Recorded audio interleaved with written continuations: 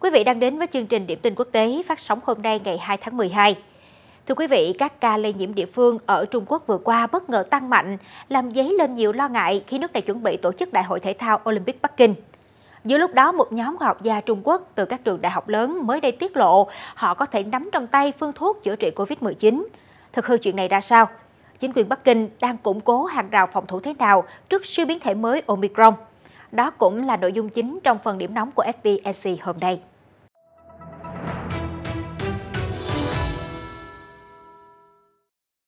Một đợt dịch Covid-19 mới đang bùng phát tại khu vực Nội Mông miền Bắc Trung Quốc.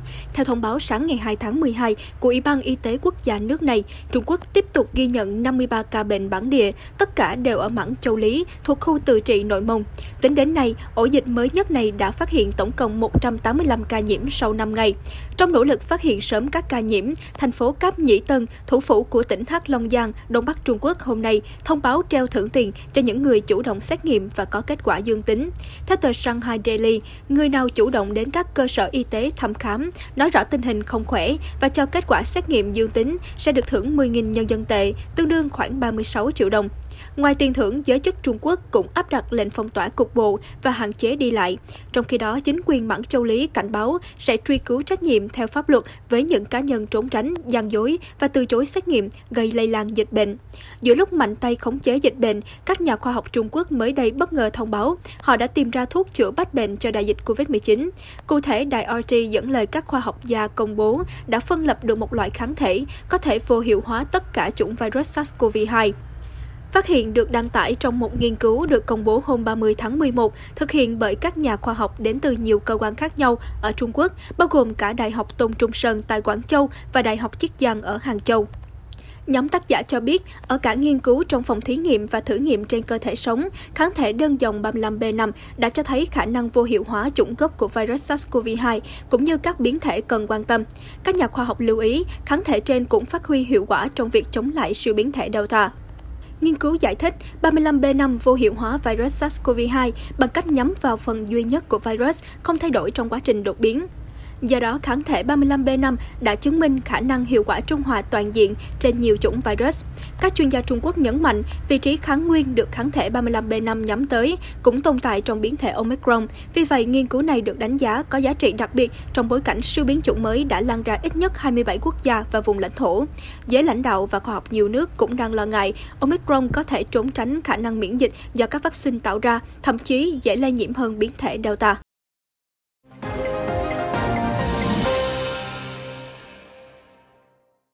Cảm ơn quý vị đã giữ kênh. Tiếp tục chương trình sẽ là phần điểm tin nhanh về tình hình thế giới trong vòng 24 giờ qua. Thưa quý vị, theo nguồn tin của Nikkei, Nhật Bản dự định nâng cấp và cải thiện năng lực tên lửa hành trình để đánh trúng mục tiêu cách xa hơn 1.000 km. Bộ Quốc phòng Nhật muốn triển khai những tên lửa đó từ khoảng năm 2025 trở đi. Kế hoạch của Nhật Bản được cho là một hình thức răn đe giữa lúc cuộc chạy đua phát triển tên lửa ngày càng nóng lên ở khu vực châu Á-Thái Bình Dương. Giữa lúc đó, tại Trung Quốc rộ lên nhiều tin đồn về chiến tranh eo biển. South China Morning Post đưa tin, Trung Quốc mới đây tổ chức diễn tập cho kịch bản mất điện diện rộng ở tỉnh Phúc Kiến. Điều này dấy lên nhiều tranh luận suy đoán khả năng bùng nổ chiến tranh với Đài Loan. Được biết, thành phố Hạ Môn ở Phúc Kiến chỉ cách đảo Kim Môn do Đài Loan kiểm soát 2 km.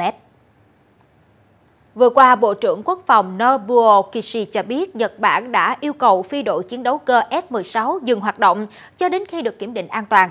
Trước đó, một chiếc chiến cơ F-16 của Mỹ thuộc căn cứ Misawa đã gặp sự cố khi bay.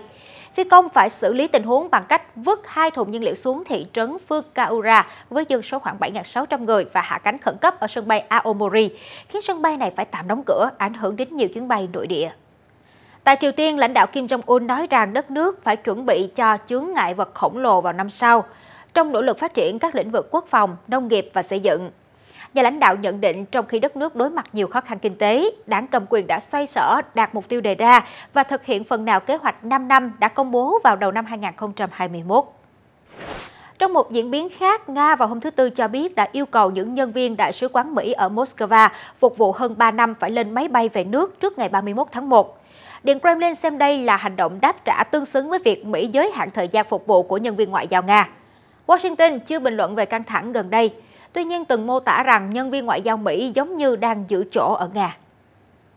Cũng nói về mối quan hệ giữa hai cường quốc quân sự, Ngoại trưởng Mỹ Antony Blinken mới đây kêu gọi Nga hãy rút quân khỏi biên giới Ukraine, cảnh báo rằng hành động xâm lược sẽ đón nhận các lệnh trừng phạt hà khắc hơn nữa từ phương Tây. Ngược lại, Điện Kremlin đã bày tỏ lo ngại Ukraine muốn tấn công giành lại vùng Donbass, hiện do phe ly khai thân Nga kiểm soát. Trong khi đó, Bộ Ngoại giao Mỹ mới đây cho biết, ông Blinken và Ngoại trưởng Nga Sergei Lavrov sắp gặp nhau bên lề cuộc họp của Hội đồng Hợp tác châu Âu OSCE đang diễn ra ở thủ đô Stockholm của Thụy Điển. Cuộc gặp diễn ra trong bối cảnh căng thẳng giữa hai siêu cường quân sự vẫn đang ở mức cao. Vấn đề gai góc nhất trong quan hệ song phương hiện tại là tình hình căng thẳng ở biên giới Nga và Ukraine. Còn về phía Ukraine, Tổng thống Volodymyr Zelensky mới đây cho biết chính phủ của ông muốn đàm phán trực tiếp với Nga để kết thúc cuộc xung đột tại miền Đông, vốn làm hàng ngàn người thiệt mạng và gây ra những tổn thất nặng nề về cơ sở hạ tầng trong những năm vừa qua. Phát biểu của ông Zelensky đưa ra tại Quốc hội sau khi giới chức Ukraine kêu gọi NATO trừng phạt kinh tế Nga và thúc đẩy hợp tác quân sự với Kiev để kiềm chế các hoạt động của Moscow trong khu vực. Giữa lúc đó, Nga cũng muốn đàm phán. Hôm 1 tháng 12, Tổng thống Putin cho biết ông muốn tổ chức cuộc đàm phán với các nước phương Tây để có được sự đảm bảo rằng Liên minh quân sự NATO sẽ không mở rộng lực lượng quân sự về phía Đông. Ông nhấn mạnh Nga không hề đe dọa bên nào, mọi lời cáo buộc đều là vô trách nhiệm. Mặc dù các bên có nỗ lực đàm phán hóa giải vấn đề, nhưng căng thẳng giữa Nga, Belarus và các nước phương Tây sẽ khó lòng hạ nhiệt. Tổng thống Belarus Alexander Lukashenko mới đây lên tiếng đe dọa sẽ cắt tất cả nguồn cung năng lượng từ Nga cho châu Âu đi qua lãnh thổ của nước này nếu Ba Lan đóng cửa biên giới với họ liên quan đến vấn đề người tị nạn. Trong một tuyên bố mới nhất, đại diện văn phòng Tổng thống Nga cho biết họ hy vọng Belarus sẽ không chặn nguồn khí đốt này trong bất kỳ hoàn cảnh nào. Ở khu vực khác, theo Nikkei, do bị quân đội Myanmar truy cùng đuổi tận và đàn áp, nên hàng ngàn người tị nạn dân tộc thiểu số Chin ở miền Tây Bắc Myanmar tiếp tục phải vượt biên, chạy nạn sang nước láng giềng Ấn Độ. Tổ chức nhân quyền người Chin lo ngại về cuộc khủng hoảng nhân đạo trầm trọng hơn ở khu vực, khiến cuộc sống của người dân rơi vào cảnh khốn cùng kể từ khi quân đội đảo chính vào đầu tháng 2. Xin chuyển sang một số thông tin nóng về tình hình dịch bệnh. Thưa quý vị, Mỹ công bố phát hiện ca nhiễm siêu biến thể Omicron đầu tiên là người ở bang California đã tiêm phòng đầy đủ và trở về từ Nam Phi. Hiện Hoa Kỳ đang lên kế hoạch chống lại sự lây lan của Covid-19 trong mùa đông. Theo Reuters, có thể chính quyền Washington sẽ ban hành quy định phòng chống dịch nghiêm ngặt hơn đối với du khách trong thời gian tới, bao gồm cả yêu cầu bắt buộc đeo khẩu trang. Theo một nghiên cứu mới nhất đăng trên ấn phẩm Tiên phong về thuốc, bệnh nhân sống sót khỏi tình trạng nguy kịch vì Covid-19 vẫn có gấp đôi nguy cơ tử vong trong năm tiếp theo so với những người không nhiễm virus hay chỉ có tình trạng nhẹ. Các nhà khoa học cho rằng tình trạng bệnh Covid-19 nặng khiến sức khỏe bị tàn phá nghiêm trọng, vì vậy phản ánh vai trò quan trọng của vaccine để ngăn trường hợp nhập viện. Mới đây, Ban Cố vấn Chính phủ Mỹ đã bỏ phiếu chấp thuận dùng thuốc kháng virus của hãng dược Merck, đánh dấu lần đầu tiên một loại thuốc được Mỹ cho phép sử dụng ở nhà để điều trị Covid-19. Nhiều khả năng thuốc chỉ được dùng hạn chế cho bệnh nhân có nguy cơ dễ tổn thương. Vừa qua, mạng lưới chia sẻ vaccine toàn cầu COVAX đã chuyển hơn 4,7 triệu liều AstraZeneca cho Triều Tiên. Đây là một trong rất ít quốc gia chưa tiến hành tiêm chủng. Theo kế hoạch, trước đó COVAX đã đề nghị chuyển gần 2 triệu liều cho Triều Tiên, nhưng nước này từng từ chối. Vào ngày 1 tháng 12, Tổ chức Y tế Thế giới WHO đã nhất trí tiến hành các cuộc đàm phán về hiệp ước quốc tế nhằm ngăn chặn và ứng phó với các đại dịch trong tương lai. Quyết định đưa ra giữa lúc thế giới đang siết chặt các hạn chế đối phó với biến thể mới Omicron. Nếu các nước đồng ý ban hành hiệp ước đại dịch, thì đây sẽ là dấu mốc lịch sử của WHO trong 73 năm tồn tại cho đến nay. Một thông tin đáng chú ý khác, mới đây NASA cảnh báo một tiểu hành tinh to hơn tháp Eiffel sẽ xâm nhập quỹ đạo trái đất. Thiên thể này được đặt tên là Nereus, dài hơn 300 mét, có thể áp sát địa cầu vào ngày 11 tháng 12 trong bán kính 2,4 triệu dặm. Khoảng cách được NASA xếp vào nhóm tiềm ẩn nguy hiểm. Dù vậy, NASA nói không cần hoảng loạn bởi vì thiên thể dự kiến không gây ảnh hưởng đến trái đất. Xin được chuyển sang một số thông tin kinh tế nổi bật.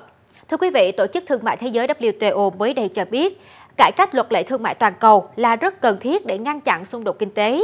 Tuy nhiên, điều này rất khó bởi căng thẳng địa chiến lược cũng như sự thiếu tin tưởng giữa các quốc gia thành viên. Dự kiến WTO sẽ có cuộc gặp cấp bộ trưởng tuần này về việc cải tổ WTO, song cuộc họp đã bị hoãn do sự xuất hiện của biến thể Omicron. Bộ Du lịch Campuchia thông báo từ khi mở cửa biên giới cho du khách quốc tế vào ngày 15 tháng 11 đến nay, đã có hơn 18.000 người nước ngoài đặt chân đến nước này, trong đó phần lớn là khách du lịch, còn lại là các doanh nhân hoặc nhà đầu tư. Theo kế hoạch, du khách quốc tế nếu đã tiêm chủng có thể nhập cảnh mà không cần cách ly. Du khách chỉ cần xét nghiệm PCR âm tính sau khi hạ cánh xuống sân bay. Tập đoàn điện tử Samsung mới đây cho biết họ sẽ cung cấp chip loại mới nhất và hiện đại nhất cho tập đoàn xe hơi Volkswagen.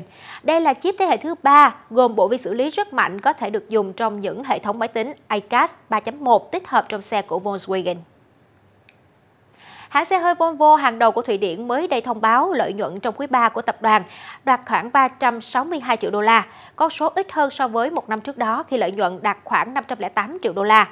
Nguyên nhân được cho là thiếu hụt chip trên thị trường toàn cầu đã buộc công ty phải tạm ngưng sản xuất một số lượng lớn xe.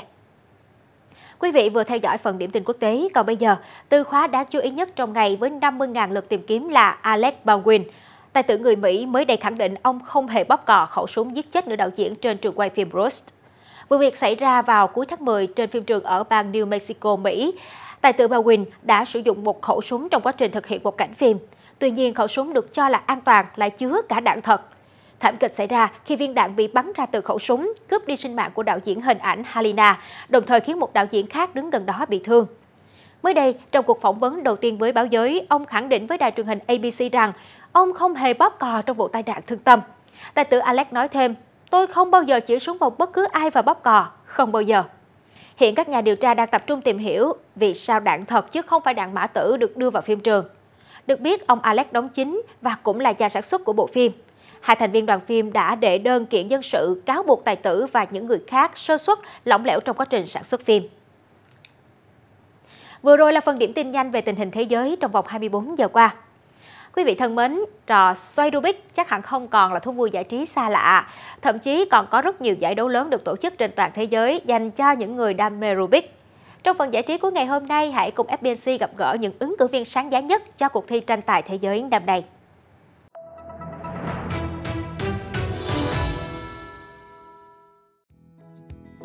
Những người giải Rubik nhanh nhất thế giới sẽ đối đầu vào thứ Bảy ngày 4 tháng 12 khi cuộc thi Rubik's Cube World Cup tiến tới vòng chung kết. Theo Reuters, 32 thí sinh lọt vào vòng chung kết có thể tranh tài ở 4 hạng mục: xoay tốc độ, xoay một tay nhanh nhất, xoay tốc độ dành cho nữ và hạng mục xáo trộn.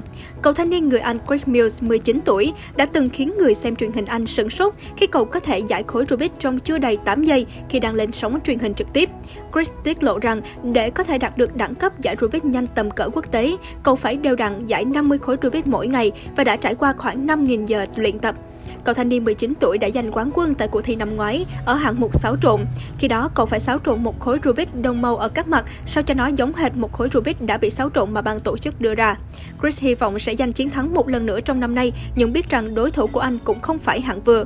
Josh Coley, một chàng trai khác đến từ Anh, cũng chuẩn bị tranh tài trong cuộc thi tầm cỡ. Anh cho biết mình có thể giải khối Rubik trong 3,3 giây tại nhà. Patrick Bones, 19 tuổi đến từ Mỹ, khao khát đạt danh hiệu cao nhất năm nay. Như các đối thủ, anh cũng học giải Rubik từ YouTube và qua 10 năm luyện tập, anh đạt kỷ lục là 2,9 giây khi giải tại nhà. Hơn 4.200 thí sinh đến từ hơn 50 quốc gia đã tranh tài ở vòng loại trực tiếp. 32 thí sinh còn lại sẽ đối đầu nhau vào thứ Sáu ngày 3 tháng 12, chọn ra nhà vô địch ở từng hạng mục.